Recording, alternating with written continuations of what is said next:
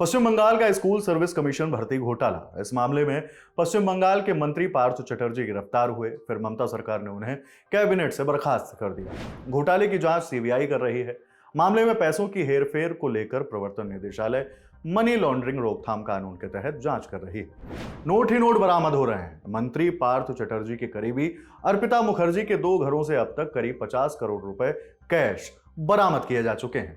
इससे पहले भी ईडी कई घोटालों में करोड़ों रुपए कैश बरामद करती रही। झारखंड में अवैध खनन से जुड़े मामलों में पिछले 2 महीनों में 36 करोड़ रुपए से भी ज्यादा कैश जब्त हुआ है।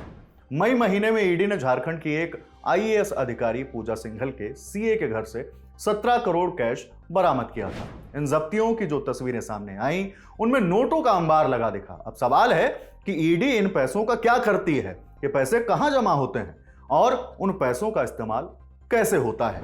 किसी भी आम आदमी से जब ये सवाल पूछे जाएंगे तो वह जवाब दे सकता है कि जब सरकारी एजेंसी पैसे जब्त कर रही है तो वो सरकार के पास ही जाएगी। बात सही है, पैसे सरकारी खजाने में ही जाएंगे, लेकिन ये इतना सीधा नहीं है। इसकी एक पूरी प्रक्रिया है।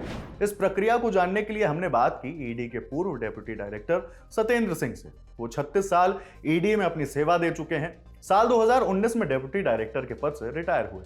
सत्येंद्र सिंह ने बताया कि कैश की जब्ती के बाद ईडी इसे अपने ऑफिस में रखती है। इसके बाद पूरे पैसे को ईडी के बैंक अकाउंट में जमा करा दिया जाता है। सिंह ने द ललन टॉप को बताया कि इसके तुरंत बाद इन पैसों को फिक्स्ड डिपॉजिट में बदला जाता है। इसमें जब्ती की पूरी जानकारी दी जाती है ताकि आगे पता रहे कि किसका कितना पैसा था और किस रूप में जमा हुआ था।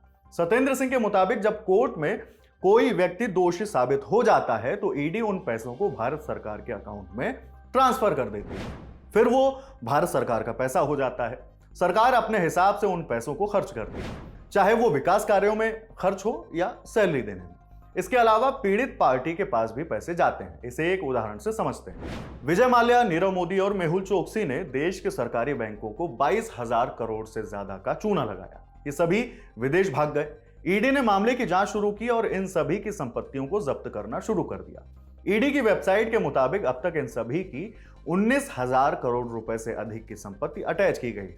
इनमें से 15,000 करोड़ रुपए की संपत्ति बैंकों के हवाले की जा चुकी है, जहां से इन तीनों भगोड़ों ने फ्रॉड किया।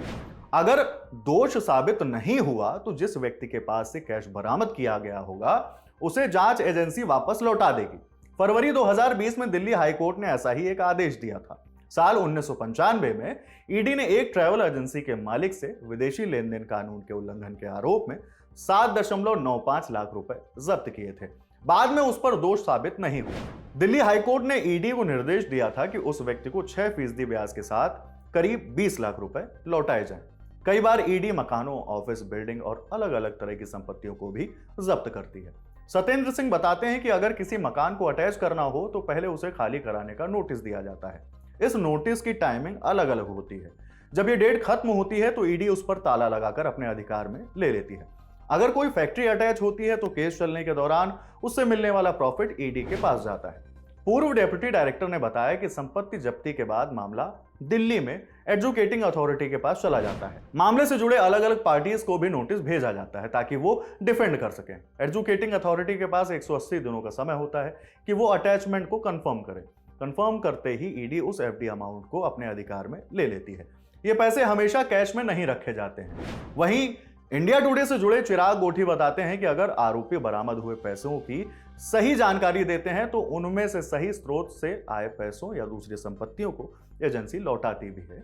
ये अलग अलग केस पर निर्भर करता है। बेनामी संपत्तियों को जब्त किए जाने के बाद संबंधित विभाग उसकी सेल करती है। इससे जो आय होती है वो वित्त मंत्रालय को दे दिया जाता है। ये सब तब होता है जब कोर्ट का अंतिम फैसला आ जाता है। ईडी कुल 4 कानूनों के तहत किसी मामले में कार्रवाई करती है। ज्यादातर समय हम 2 कानूनों की चर्चा सुनते हैं, prevention of money laundering act 2002 PMLA और फॉरेन एक्सचेंज मैनेजमेंट एक्ट 1999।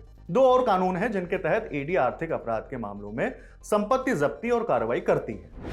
ये कानून है फ्यूजिटिव इकोनॉमिक ऑफेंडर्स एक्ट 2018 और conservation of foreign exchange and prevention of smuggling activities act 1974। PMLA के तहत ईडी अब तक 1 लाख करोड़ रुपए से ज्यादा की संपत्ति जब्त कर चुकी है। यह आंकड़ा 31 मार्च 2022 तक का है।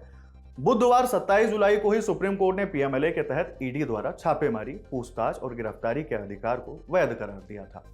ईडी की वेबसाइट बताती है कि पीएमएलए के तहत 17 सालों में 5,422 केस दर्ज किए गए। अब तक इन मामलों में सिर्फ 25 लोग दोषी साबित हुए। यह खबर आपके लिए लिखी है हमारे साथी साकेत ने। मैं हूं हिमांशु और कैमरे के पीछे हैं पंकज। देखते रहिए दिल अल्लाह। शुक्रिया।